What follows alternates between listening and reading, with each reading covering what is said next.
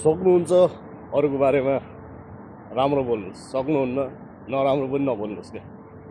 किन थाहा छ त्यो एक दिन तपाईँलाई यस्तो असर पर्छ कि तपाईँले त्यो रिकभर गर्छु भनेर चाहिँ सक्नुहुन्न क्या। त्यही भएर कसैको बारेमा नराम्रो बोल्नुभन्दा, कसैको बारेमा केही कुरा गर्नुभन्दा आफ्नो बारेमा एकचोटि सोच्नुहोस्, तपाईँ को हो र के हो भनेर आफ्नो बारेमा सोच्नुहोस्। किनकि भोलि आएर त्यो कुराले तपाईँलाई पनि असर पर्छ।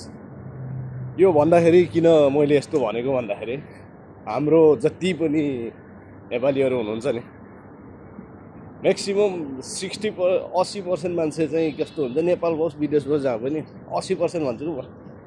किनकि आफूले केही नगर्ने, अरूकै कुरा काट्ने, नेपालमा होस् यहाँ होस् क्या।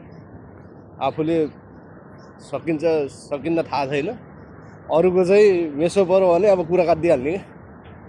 अहिले अब मसँग अब ठिकै छ मान्छे, अब एकछिनपछि अब यही कुरा के हाँसा ठट्टामा गरेको कुरालाई पनि अथवा कुनै कुरालाई पनि फेरि अर्कोसिम गएर पनि त्यसलाई पनि ठ्याक्क पार्दैन।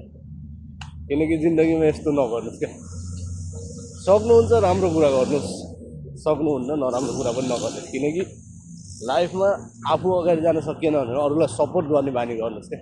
किनकि त्यो मान्छे पछि भविष्यमा काम लाग्न सक्छ।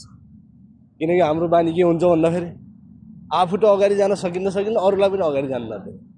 यस्तो भएर न देश बनेको छ न नेपालीहरूको जिन्दगी बनेको छ। यो कुरा चाहिँ मनमा लिएर सोच्नुहोस्। जति पनि मान्छेहरूले यस्तो काम गर्दै हुनुहुन्छ आजैदेखि छोडिदिनुहोस् यी काम भनेको।